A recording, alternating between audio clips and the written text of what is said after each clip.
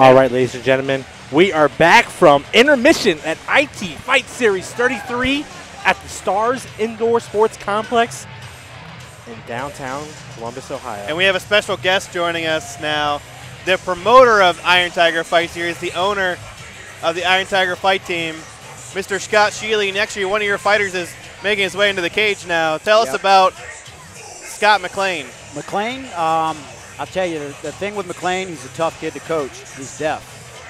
So he reads lips. So a lot of times I catch myself in practice or even cornering, yelling and realizing I got to wait for him to look at me to get it. But he's a tough kid. He actually beat Matt Brown in a kickboxing match in their amateur The mortal career. one or the immortal one? No, the UFC fighter, Matt Brown. Yeah. Beat him in a kickboxing match in Bell Fountain. So he's a good striker. His wrestling's mediocre, but probably. He told me about his background in San Chow and Muay Thai, in which he had he said about 6 years total striking experience, a lot of background. Only been training MMA for about 8 months consistently here. And exciting guy, and he said he likes to the San Chow style. Of course, you could tell us a lot about the San Chow style of really more of clinch fighting. More like a traditional Muay Thai, where you have takedowns. Yeah, and I think it's a good art to transition to MMA. I mean, all the arts, add something to it, but, with Sancho being kickboxing with takedowns and clinching and all that, it just gets you a little more well-rounded. But, yeah, so he does well with this. I mean, he's doing well with MMA. I think he's had one fight, 1-0, and I think his opponent's pretty decent here, so. And his opponent, Donald Fowler, now making his way to the cage as he goes for a little short sprint here. He's ready to go. Yeah, I think this kid fought in Bell Fountain. Tough kid. They had a good scrap. And Scott, I know with the Iron Tiger Fight Team, of course, a lot of your guys fight here in the IT Fight Series, but one thing I've always noticed and I've always liked is that you really like to give your guys tests here. You like to give them tough guys, tough opponents, because that's the way that they're really going to get better. Yeah, I mean, with the fight series, I mean, obviously you have to build guys to get them to Bellator, the UFC, but you got to find out first who's the guys that you can build. So, as amateurs, I match them tough. I feel even, with the judging, hey, if they don't finish the guy, if it's not, a unanimous decision, then they got work to do. So, yeah, to find the guys, you got to get to the next level. I mean, you can't, these guys that are 5-0 as amateur, 6-0 as amateur, and they fought bums. I mean, they're heroes with their family and the locals in the town, but where the hell are you going to go? Right, and of course, all about taking guys to the next level. Of course, training with, training Kung Lee, training guys like Matt Brown, Dan Spawn, Luke Zachrich, Justin Edwards, and now a couple of the fighters that you train or coached on the Ultimate Fighter China. So of course a lot of UFC pedigree up at the IT Fight Series, or Iron Tiger Fight Team.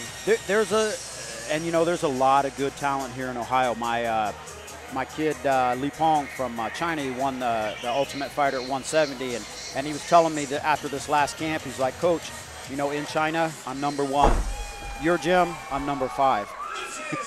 I've got amateurs, handling him, so. Right, and we'll send it back up to Rick Toms for the introductions here. He stands 6'3", weighing 185 pounds. Coming out of Springfield, Ohio, he represents Iron Tiger with a record of 1 win. Here is Scott McClain. At the blue corner, he stands 6'2", weighing 185 pounds. Fighting out of Newark, Ohio, he represents Impact Martial Arts with a record of 1 win, no losses. Donald Danger Zone Bowler. We're ready to go here in the middleweight division. Scott McClain in the gray, Donald Fowler in the red. Chad Trukovich is your third man in the cage. And folks, this middleweight fight is underway. McClain, the southpaw here. A little bit of a feeling out process.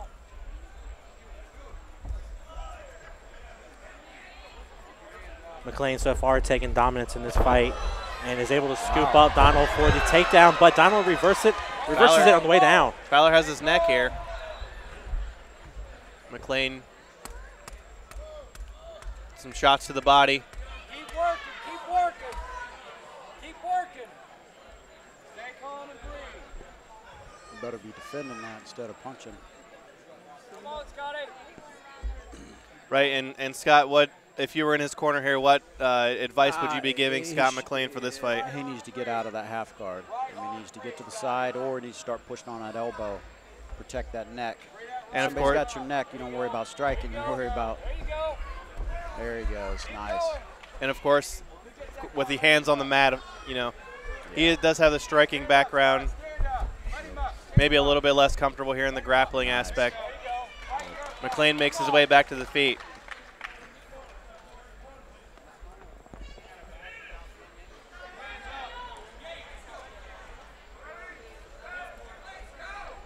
McClain loves the strike. Problem is he carries those hands a little bit too low.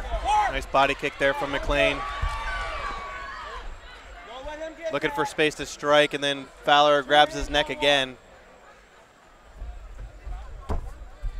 And Scott, this has to be tough with, you know, of course you mentioned McClain is deaf and pretty much going in there blind, you know, by himself. Yeah.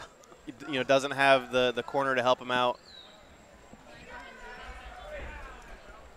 But I'm sure, you know, his corner is probably giving him cues anytime that they see him. Yeah, and I mean, at this, you know, I've always believed, you know, your corners help some, but, you know, you're the guy in the cage. You're the one that's got to do the job. So as you coach him, do you do like anything as far as like signals go? Instead, obviously, you don't have the verbal cues. Well, a lot of times I'll wait for him to look. He's learned to look and read my lips. But, you know, other than that, and, you know, I've always felt that way with my fighters. You know, it's like you're the guy, you're in the cages. Sometimes I think the coaches get too much credit. You know, I tell people it's easy to look like a good coach when you have great fighters. Right. They're the ones in there doing the job, and I feel like sometimes you see coaches trying to live through the fighters and trying to get their attention, you know, and you know, those are the guys in there. I mean, the work's done. The coaching's done in the gym during practice and all that. The fight, a lot of times you don't have time to react, and you know, more coaching's done in between rounds than during the fight. Exactly. And Fowler missed that spinning back fist, and McClain took him back to the ground again there. A big smile here. So to kind of, you know, talk about that, when you're at the UFC events, you know, coaching your guys, are you one of the coaches that are there cage side yelling at your? Yeah. This last fight I had a translator. Normally, any of the Chinese guys at UFC will get me a translator, and usually somebody we know.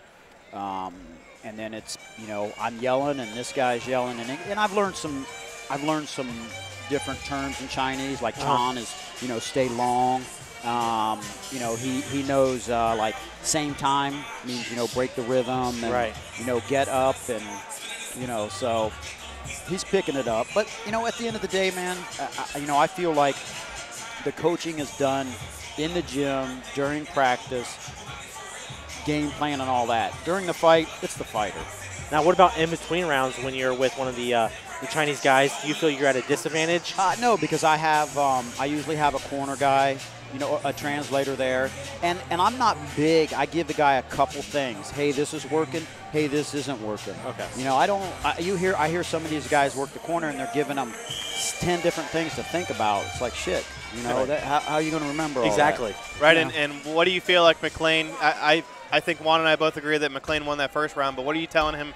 Do you tell him if he won the round or not? Yeah. Well, I'm telling him it was close. He better get his hands up, and he better quit this. You know, he's tried 2 takedowns and very close to getting guillotined. So, you know, he's not having any success with these takedowns. He's having some success with striking. I would just keep it standing and you know, try and win this on a decision or finish the guy. Right, and Fowler definitely looks, you know, willing to strike here with him. It's interesting that McClain has taken him down twice. Yeah, that's you know, well, what happens is sometimes in the gym, you know, a guy's weakness, you know, maybe his takedown, so you work that a ton in the gym to try and improve it, and then they go out and they end up doing There's that. the uppercut that lands. Nice. And now Fowler turns his back. McClain needs to slow down, take his time. knee to the body. Nice. Fowler lets out a big scream there. But he did get caught, and he was backing up on his heels there. Nice. McClain going with his pair of leg kicks. Fastball pitch there, misses from Fowler. McClain picks him up again. He needs to defend that guillotine. And this one looks like it might be in kind of deep. That's deep. Yeah, that one looks tight as he grabs the no arm in that one. McClain has him up against the cage here, looking to protect his neck as Fowler grabs a yet another guillotine here. Yep. He needs to keep it there and just get the break. There he goes. Nice. Good job of grabbing wrist control there from McClain to get the separation. Yeah, these takedowns aren't making much sense. I mean, No, not at that's all. the third time he's almost been guillotined. He needs to just, you know. You see Fowler backing up and crossing his feet. Is that something that you would mention to your fighter, and the fact that he's crossing his feet? He's really I think at this point he's starting to hit that little bit of a survivor mode. You know, he's been rocked a couple times. You know, the adrenaline's starting to wear off. But he's you know, if I remember correctly, this kid's a gamer all 3 rounds. Is Fowler. Tough, athletic, sometimes unorthodox. That's the type of takedown that you would expect from a Stan Xiao fighter. Yeah. Yep. The little Some of that dump coming there. out. McClain really moving forward, but his hands are down here. Yeah. McClain's definitely pushing this fight. Fowler's continuing to back up. Little jab there from Fowler lands as he steps into it. Yeah, now the hands are up. It only takes a couple. They learn to get them up.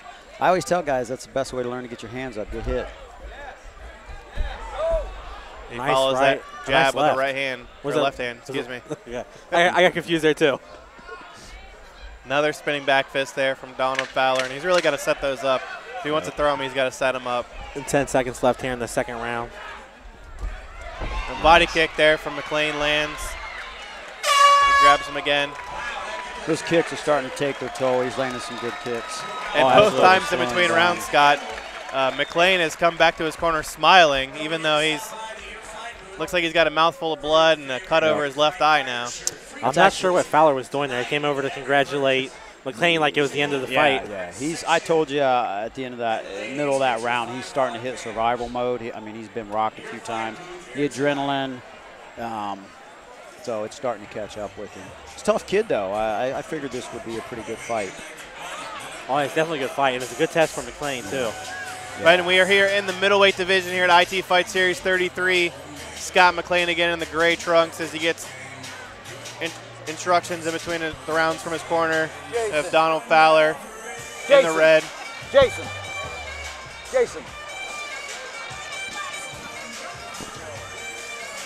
I can still do a little And coaching from the corner. Scott Shealy, of course, never, always the coach. Is that's a big part of your life now, the coaching and the it is, traveling man. all over the world? I know you were Yeah. in Manila last weekend. Yeah. And all the way back here in beautiful Columbus. It's got to be nice to be back home, though, here in, it is. in Ohio. I mean, and you know what? These are, I told you guys once before when I did an interview, you can see I'm sitting here in a pair of shorts and a T-shirt. This is what I love the most. Just watching these guys work their way up. You know, the UFC's great and everything, but so many distractions and just I like these old little small shows with dudes out there scrapping, working their way up the food chain. Right, and we are into the third round here in this middleweight contest. Scott McClain, who we gave both the first and second round to against Donald Fowler. Another leg kick, and he's dropping his hands there, Scott. Yeah. He's got a habit of that. Even in the gym, kids had a ton of experience, and you know it's crazy. Like Justin Edwards, a good example. He's in the UFC. He's been with me 5 years. You watch that kid do mitts, and sometimes I'm like, damn, well, I'm a horrible coach like this guy's, but he gets the job done. And you know, look at Anderson Silva. Look at some of these guys. That's their style with the hands down. It keeps them relaxed. It keeps them moving. So until it's not working, I guess I can't really. Right, you really have to coach to what the guy is comfortable with a lot of times. Yep. Unless it's a really bad habit. Yeah. Of some, like getting knocked out or something like that. You got to coach him not to get knocked out. It's a learning experience. It's funny because I got the name Iron Tiger, you know, when I was fighting on the Sancho circuit, and it was because, you know, I was aggressive like a tiger and I was tough like iron because I would always break something and keep fighting. And I'm like, you know, how about like the KO tiger or something, you know, or the smooth tiger? Like, I don't want to be known for taking a ton of punishment, broken bones, and straight left hand there from McClain landed. Still working that takedown. Yeah, Fowler has his neck again here, though, although it's not under the chin. McClain, I think, he's in Ohio, so I feel like he wants to try to prove that he's a wrestler. Yeah, you know, I think he's always getting taken down in the gym, and we're constantly working on his wrestling, trying to improve it. But man, if you're winning the stand-up, keep it there. Fowler, I thought he was looking to climb and maybe take his back there for a second. I honestly, I like this kid Fowler. I mean, he's got a funky style. He does some crazy, unorthodox, you know, things, and they work. He reminds me a little bit of Marcus Reynolds, fighter from Michigan, who fought on the local circuit back, you know, a long time ago. Not really anything pretty, and has a lot, you know, funky, like you said, style of striking, and will grab your neck though if you leave it out there exposed. Yeah. Well, it's like Dan Spahn. I mean, I've been working with him, and he's got a crazy style, and I don't want to change that. I want to give him some options, but I want to keep that style. It works. We just need to add to it. McClain sees an opening there. Yeah, he needs to pressure a little more. Follows it in. Seal this up tight. Body kick there. Blocked by Fowler, but those are the ones that break your arms. Yeah. 10 seconds left here in the fight. And a leg kick there to the outside actually landed to the inside. And they go here with 10 seconds left. Oh, nice. Chad has to push him off. Nice. Chad's always in the mix, man. And that, folks, concludes this middleweight fight between Scott, I'm not the real John McClain, and Donald Fowler. We will be going to the judges' scorecards for the third time this evening. And in my book, I'm sure as Scott and David's book as well, we give it all 3 rounds to Scott McClain, 30-27. Yeah. But, of course, we have to wait for the official scorecard to see who walks you know, away. Gets back to the gym, I'll tell him good job, but wasn't pretty. Now, is one thing you're going to tell him back in the gym is to kind of avoid the takedowns? Well, you got to think. I mean, look, if he's losing the stand-up, the guy's getting the better of him, let's work the takedown. But if you're winning the stand-up, you know, why mess with that? And then also, every time he did the takedown, he was in the guillotine. Exactly. That kid tightens up his guillotine, you know, he's done. Oh, so, yeah, he could have finished him early on in this fight. But as a coach, you know, I tell my guys, no matter what, always going to figure out what to do to get them to that next level. Never be content.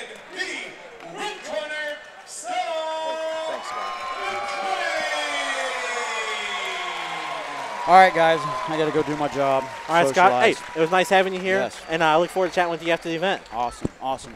Glad having you guys. Be sure to follow Scott Sheely on Twitter @ScottSheely. And, of course, follow his